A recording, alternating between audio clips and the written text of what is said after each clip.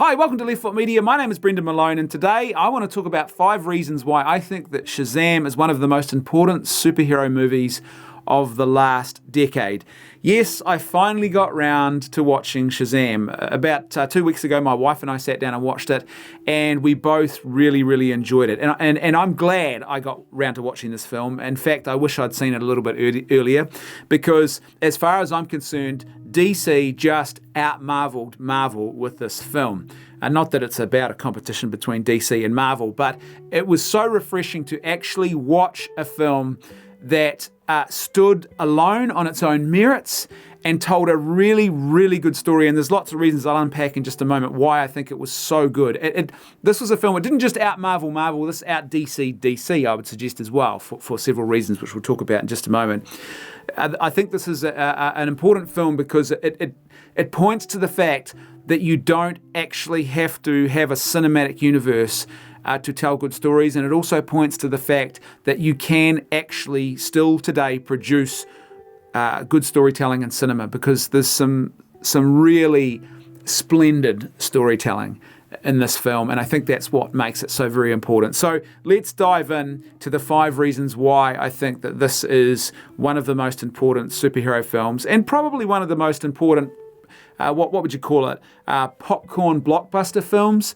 Not some sort of attempt at deep indie art house, but good old-fashioned, widely accessible and watchable by a large audience type filmmaking. I don't mean that in a sort of insulting way. It's just, it's easily accessible by lots of people. This is a great example of how that medium and that particular genre, the popcorn blockbuster space, does not have to be filled with garbage, and that you can actually still tell really good stories that have a lot going for them in that space. That the art of summer blockbusters and popcorn blockbuster filmmaking is not dead. There's still life here if people are willing to sort of commit themselves to the artistic merits of great storytelling. So the first reason why I think this film is so important is because it is extremely rewatchable. Not just watchable, but rewatchable. And I would suggest to you that today, a lot of films, particularly superhero movies, they are not really rewatchable films. They are use and dispose.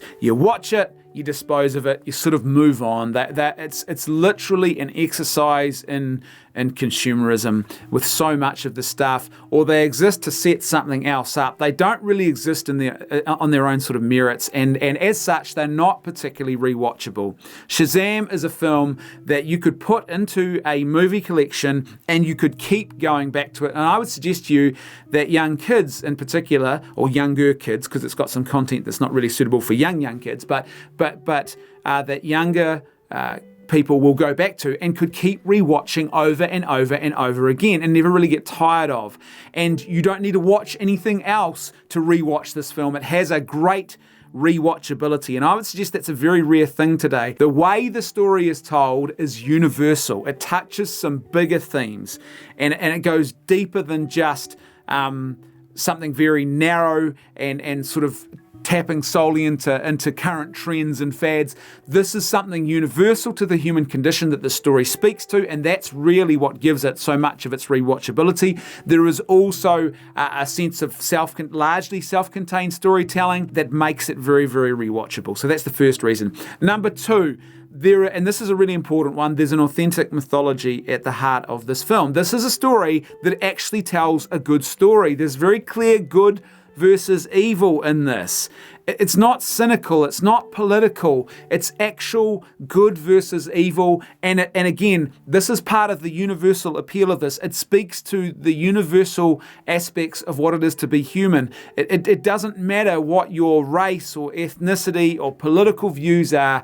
This story speaks to truths that are true for every human being, not just some people and not just at some point in human history. They are universal across time, and it's very clear and authentic mythology. It's not just good versus evil, but it's this whole idea that evil will actually destroy you. It's a very important part of this film.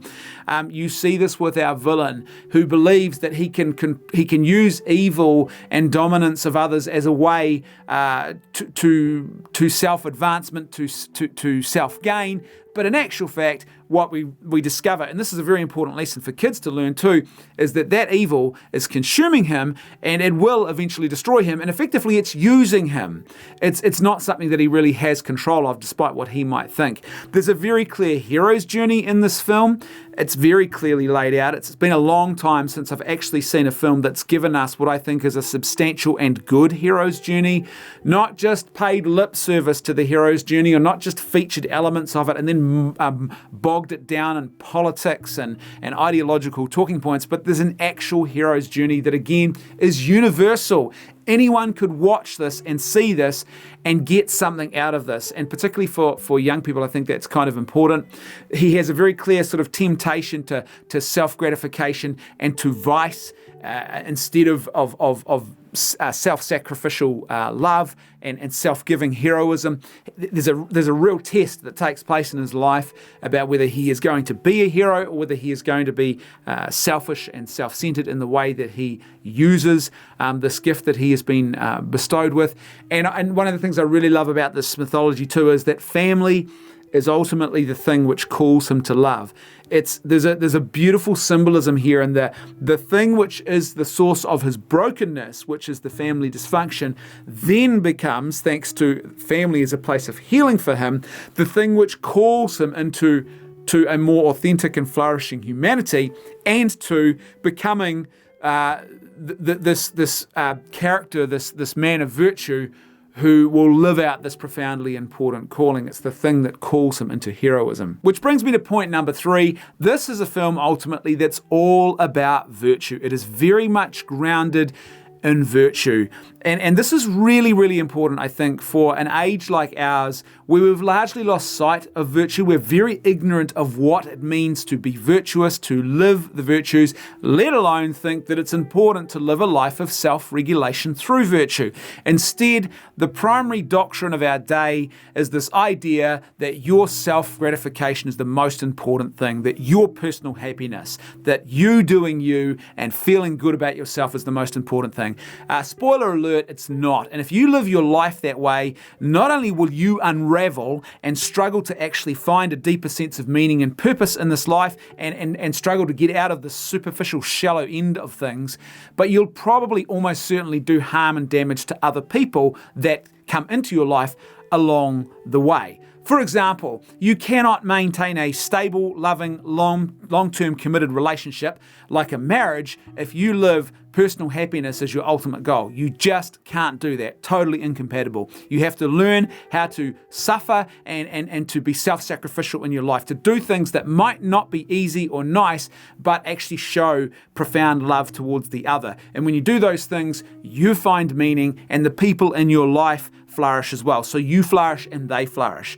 If you live personal gratification as your primary sort of goal in life, things get messed up in a big way. And so it's really important to have a film that is speaking to this profoundly important truth. And the actual evil in this film, the supervillains, if you like, were sins. They were vices, the 7 deadly sins. Pride, sometimes known as vanity, envy, gluttony, lust, anger, which is also known as wrath, greed, sometimes called avarice or covetousness, and sloth, sometimes referred to as laziness.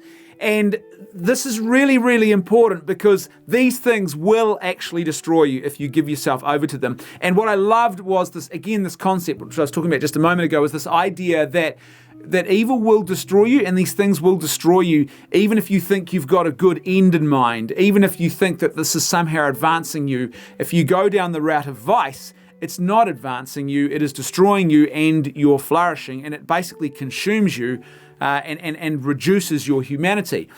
And this is so well played out in this film. And it's a really important thing to understand because this is part of that sort of the universal nature of the mythology in this film and what it speaks to. Because you can be the person who is the greatest proponent of civil rights in the world, and you've dedicated your life to that, but you can still fall prey to the vices, and these things can still consume you, even if you're doing something like fighting for civil rights, which in and of itself is a really good thing. But if you do that with pride, consumed by pride, and you do that consumed by anger, it actually undermines you and your flourishing, and it doesn't result in the same good in the world. And so this whole idea of of our villain being consumed by this evil, even though he thinks he's in charge and he thinks he's doing a good thing, is actually really, really important. And one thing I really loved about this aspect of the film was the big climax at the end with Dr. Savannah and Shazam, where they're having the final duel, the final standoff. And Shazam starts going through and listing all of the vices to try and figure out which one it is that actually controls Dr. Savannah. And this is actually important. It may seem subtle, but it's really, really important, because what he's getting at here is this idea that every single one of us will have at least one vice that is very personal to us that we will really struggle with. And we might be really strong in certain areas of virtue, just at a natural level. Like we might naturally be a very loyal person, and we're very good in that area. But then there'll be a particular vice. So let's say pride, for example. And pride might be something that we really, really struggle with, more than, say, any other vice. It's just the one area where we're very vulnerable. And so it's quite an important thing, if you want to live a full and flourishing life, to actually sit down and to do a proper assessment of your life and the virtues where you are strong, and the vices where you are weak, and then bringing the opposing virtues to that particular area of vice where you struggle. And so if you struggle with lust, then what you really want to do is try and bring the virtue of love more fully into your life to combat that. So instead of using people and things for your own self-gratification, living a life more of self-giving, of authentic self-giving love. And so this moment in the film really speaks to that, this whole idea that all of us have an area of vice that we can very much be consumed by. And there's also the interesting little test that Shazam, that Billy Batson goes through. Is he actually going to use this power in a way that is virtuous, or is he going to use it in a way that is riddled with vice for his own self-gratification, for his own dominance of the world and nothing more? Number 4, there is a childlike purity to this film and to the characters, and particularly to our heroes. And I think this is so very important. In an age where so much of superhero storytelling is now dominated by the politics of cynicism and nihilism, this film was not like that. And it is so refreshing. Our characters are not nihilistic. They've got their struggles, as everyone does, and they have their hardships they have to overcome, but they are not cynical, postmodern, nihilistic. Bleh. They don't live in that space of no one is trustworthy, all the institutions can't be trusted anymore, there's nothing of any great meaning, everything's relativistic. It's not mired in that sort of cynical garbage. There's a real childlike purity to our heroes, and it really is the key hallmark of our heroes. Shazam is great in this regard, because that childlike wonder is very much present at the heart of this superhero, this adult superhero, and it really matters because it speaks to the purity of heart, which this is the way in which they overcome the villain. Because as I said, Shazam has this test where he could fall prey to vice, but it's that childlike purity which is willing to actually love others and love the world and do good in the world, and to really take joy and delight in that really is the defining characteristic of our heroes. And I really love that scene where they all transform. The children are transformed into their superhero alter egos, and there's just this great sense of wonder about it. They don't become cynical at that stage. They don't get sexualized. I think other writers would be tempted to sexualize those kids in that moment, now that all of a sudden they're adult characters. Hey, let's have them making jokes about the fact that they've now got breasts or something stupid like that. They didn't do that. They didn't ruin that moment. There's a real infectious joy when they're transformed, and they also don't suddenly become like violent psychopaths either. Now that they've just got this power and they're in bigger adult bodies, all of a sudden they become sort of violent superheroes. There's still this childlike purity and innocence, which is the hallmark of them as characters and what they do. And I think it's so very, very important. And like I said, it just was so refreshing in a world where so much of superhero storytelling now is just dominated by this adult cynicism. And I think the reason it's now dominated by adult cynicism is because a lot of people now live in a perpetual state of adolescence. They're not growing up. Superhero films are great, and I love talking about them, and I love talking about the symbolism and the importance of mythology and everything else. But at the end of the day, there does come a point where you have to grow up, and you can't have these things be your entire world. You just can't if you're an adult.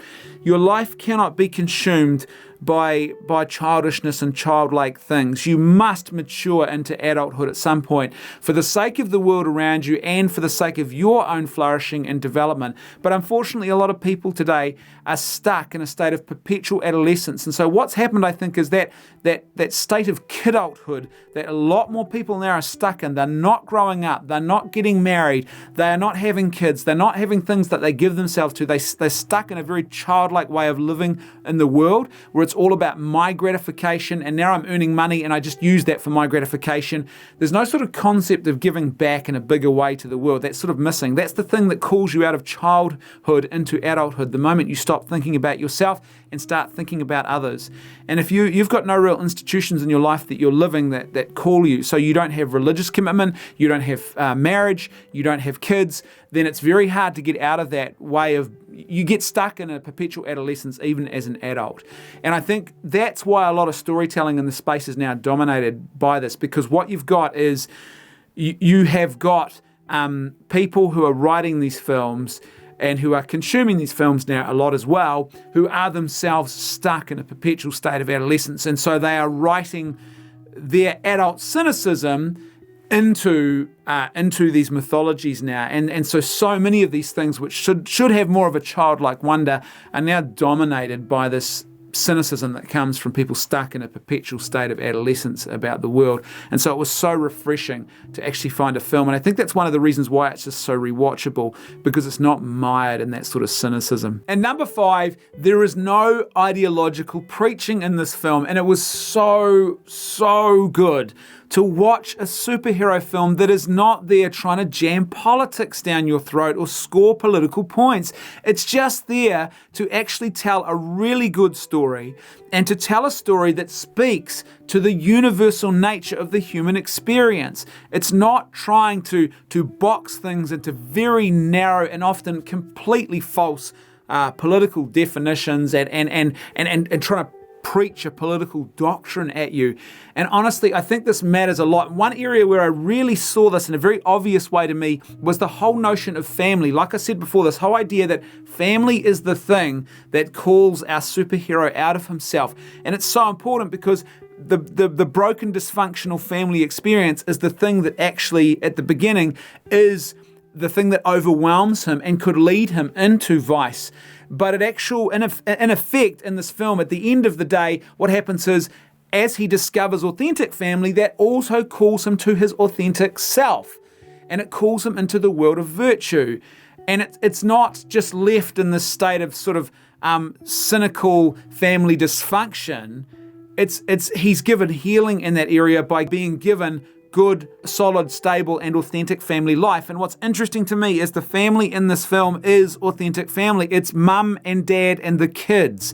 It's not some weird political idea of family structure doesn't mean anything and family can be whatever you want it to be. No, family can be whatever you want it to be if you are desperate and you need a substitute for something that is dysfunctional and missing in your life. But authentic family does have a structure. To flourish and to thrive in life, you need the love and the example of both the masculine and the feminine genius. You can't just substitute out a dad for another woman, and you can't just substitute a mum out for another man and say, oh, well, it's all just family and it's no big deal. No, there are differences here. What you've got is you're comparing, the best possible scenario for you to flourish and experience the fullness of life and to really grow into a full humanity versus the best substitute that can be offered if you can't get that. And this film actually offers the authentic vision of the fullness of what this thing should actually look like. And I think this is so important because so often in these films that's not the case, and you'll notice in a lot of superhero films that family dysfunction is an important feature, but traditionally there was always an idea of healing that came to our character, but more and more it seems that in a lot of storytelling today, the dysfunction itself is actually being normalized and sometimes even celebrated as if it's the norm, when it's really quite clearly not. And so this is often an outworking of screenwriters who live in a world where their own dysfunction that they might have experienced and their own brokenness and wounds in these areas is being written into these films. In an attempt to try and grapple with it and understand it, they often normalize this thing to I think often probably to try and make themselves feel like, no, there was nothing dysfunctional about my life, or it's no big deal, or we're all just in the same boat, when in actual fact, this stuff kind of really does matter. Thriving societies are built on the back of stable families, and stable families aren't just any old thing. They need something of substance here that really means something, and you need an authentic vision, I think, of family life for a society to flourish and to be a society where human persons in that society experience their own personal flourishing, and there's a sense of stability and order to that world. And that means that mums and dads are both essential and necessary for this, and also households that are built on this authentic self-giving love. And that's what we see in this film. And I think it's a really, really important and refreshing aspect of this, that the fact that it wasn't mired down in ideological and political preaching. It was there to talk about truths that are universal to the human experience. There were some mistakes in this film. By no means is it perfect storytelling. Very few stories are perfect, but it's some pretty darn good storytelling. But there are a couple of things that I found a little bit frustrating, a couple of minor ones, and one that was a little bit bigger on the scale of 0 to absolutely frustrating. The first one was this is a minor one, is the constant references to Batman and Superman. I just felt they were unnecessary, and I felt it was a little bit forced. Like, all they really needed to do, and I think this was a really great plot device, was to introduce that bullet fragment that had deflected off Superman. I thought that was a great little plot device for a couple of reasons. Number one, it was really well utilised in the story as a bit of a test and a device to sort of to progress the story and for character development. It's very well used. And it also is very clever because it's a very simple way of just reminding us, the audience, this is taking place in that DC universe, that world where Superman and Batman are real things. But to then keep labouring the point, it's like, okay, here's the Batblades, and we're going to bring the Batblade back a bit later on as a plot device for our heroes to use. And it was just like, you don't need to keep doing this. It just, to me, it actually started to feel a little bit like product placement. It's like, hey, don't forget, we're in this DC world. That's what it's all about, DC. Can I sell you some more DC? It's like, yeah, we get it. We don't panic. And so to me, that just felt a little bit forced, and it was a bit of a letdown. Second thing was that family grace that they had at their family mealtimes in the foster home. Why? Like, they just wouldn't commit themselves to actually praying. They all put their hands on top of each other and they say their thank yous, but there's no deity involved. And it's a very safe, what you might call politically correct and safe way of putting a grace in a movie. And to me, it just felt a little bit weak, and I find that frustrating that they won't commit. The grace was a great little moment. Put it in there, commit fully to it, just lean into it. And I'll tell you what, mature agnostics and mature atheists, they're not going to have a problem with that. So stop panicking and trying to pander, because when you create this universal and bland version of something like that, which is quite an important touchstone in the world, the whole idea of praying and what that means, to reduce it to this bland, sort of meaningless universal actually is a really dumb thing to do. And it just seems to lack all logic. Like, if you're an atheist or an agnostic, you might be uncertain or disagree with those who believe that there is a God. And so you might look at the act of praying grace and you think, well, I don't think there's much point in doing that. But you can understand, even if you disagree with the person, on the question of theism and is there a God, you can understand the logic of why a person who believed there is a God would actually pray to that God and express out loud their thankfulness for something as good as a meal that they're about to consume. That makes sense logically, even if you don't think that that's something that you would ever do, or you don't believe there's a God there. You say, it would be logical for someone who does believe that way to act that way. But when you have people who are just putting their hands on top of each other and saying thank you to the ear, and it seems they're not praying to any deity here. It's like, that just doesn't make any logical sense. Why would you actually do that? What is the point in doing that? It just doesn't seem like you actually weaken the whole moment by doing it that way. And I wish they'd leaned into it. It's a minor thing for me. And it's perhaps because I'm a person of faith, I'm a man of the resurrection, and so I look at these sort of moments, and so much of Hollywood doesn't know how to actually present Christianity with any authenticity. So much of it is cliched garbage or these extreme caricatures. And so it's kind of frustrating when you have a moment like that where they could have just done something very simple and done it well, that they just sort of fell over themselves almost to avoid leaning in and committing to anything here. And it was just frustrating, especially when you think about the fact that they've actually leaned into the whole idea that our evil in this movie is sin. It's the 7 deadly sins. You're already halfway there. Why not just lean into it with the way you present grace? Lastly, and this one for me was the one that was a lot more frustrating, was that end credit scene with Dr. Savannah and Mr. Mind. Why, oh why did they do that? You don't need to do this. And for my mind, end credit scenes like this have become a scourge on modern cinema. I'm not talking about fun little frivolous end credit scenes where you insert a moment of frivolity that has nothing to do with the main story or any other story. It's just a bit of fun and it's an end credit scene. Got no issue with that. And I've got no issue with where you might include an end credit scene to actually wrap up the story that you're telling, like we see in the movie The Grey. There is an end credit scene that's actually quite important. And the way it was delivered by making it an end credit scene, I actually think it makes a lot of sense. And it gave, I think, a good context and a sense of closure to that storytelling, which I think was important. But what we see now a lot of are end credit scenes that are little more than advertisements for another film. And why I think this is such a scourge on modern cinematic storytelling is because it reduces modern cinematic storytelling largely to little more than an act of mindless consumerism. Hey, this story is not really a story, it's a product. And we've served you up one product, here's another product, here's an advert for another product that we want you to consume as well. And it just creates mindless consumerism where there shouldn't be mindless consumerism. You don't need to open up a new plot line at the end of a plot that is already concluded. Just have this thing stand on its own merits, and possibly it's because a lot of films today don't stand on their own merits that these end credit scenes are actually essential, because they're like, oh, well, just forget about that thing if it wasn't your taste. Here's another thing that might be your taste, but it doesn't mean anything. It's mindless, it's stupid. I wish they wouldn't do it. I really wish that they wouldn't do it. I wish they would focus on actually telling good stories and not treating storytelling like consumerism. And I think this is where the great monolithic cinematic universes, this is one of the blights that I think Marvel has brought to modern cinema, and now Star Wars is buying into this as well, is that they have brought this sort of monolithic cinematic universe concept. And what it does is it starts to dull the edge of creativity. It reduces everything to products. It creates and turns our characters and stories, which should stand on their own merits because they are being well written and well crafted and well created. Instead, it reduces them to nothing more than transitional or transactional goods. They only exist to serve some other end. They don't exist as a good in and of themselves. I create a character or a movie to set up the next thing, and that thing is a setup for the next thing, and that thing is a setup for the next thing.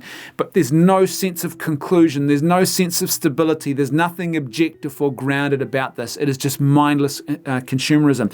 And in many ways, really, it's a reflection of our modern age too. The whole concept of liquid modernity, as some commentators have called it. This idea that nothing is stable long enough for you to ground yourself in it. And instead, everything is constantly liquid in a constant state of change and flux. And that's not a good thing. And so in many ways, these cinematic universes are a reflection of that. You're never really settling on. Even Endgame is not an end point. It's setting up the next thing. It's just quickly move on, consume, move, consume, move, consume, move. And it's not good for us. Consumerism is not a good thing, period. And I think especially when what is supposed to be the creative arts and mythology becomes an act of mindless consumerism. There's no sense of us stopping and actually immersing ourselves in that storytelling moment so that we can, and then keeping immersing ourselves in it over and over again so that we can learn from it and we can draw out the truths that are important from it. Instead, it's just consume. Don't think too much. Flash, flash, flash, bang, bang, bang. Move on to the next one. Consume. Flash, flash, flash, bang, bang, bang. Set up. Flash, flash, flash, bang, bang, bang. Set up. Flash, flash, flash, bang, bang, bang. Set up. until you look back and realize that, your cinematic experience, your life is not really filled with story and wonder and mystery and mythology anymore. Your life is just filled with empty and vacuous flash, flash, flash, bang, bang, bang. And look, at so much of cinematic movie trailers now are very much like that. How often could you sit there and say, I'm looking forward to this because of something meaningful I saw in that trailer?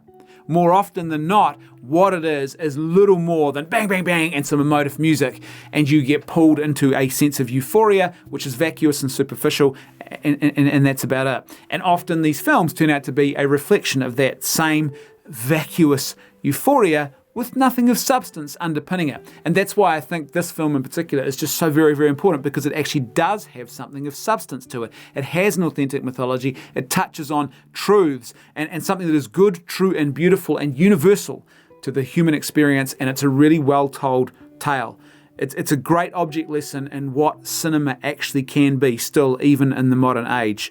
My suspicion is that I'm sure they're going to have to go and make another Shazam film now after the possibly unexpected success of this film and what it was. But my suspicions are that they are going to fall prey to that consumerist mentality which now dominates so much of this particular genre, and I suspect it won't be as good as what this first film was, and I think that will be a real shame. I hope I'm proved wrong, but the realist in me says probably not. As per usual, I'd love to hear your thoughts, so please let me know what you think in the comment section below. And if you enjoyed this video, then please leave a tip in the tip jar. There's a link for PayPal below, or become a supporter of the channel. There's details below about how you can do that. Please like, share, and subscribe. And as per usual, thanks for watching Left Foot Media. I'll see you next time.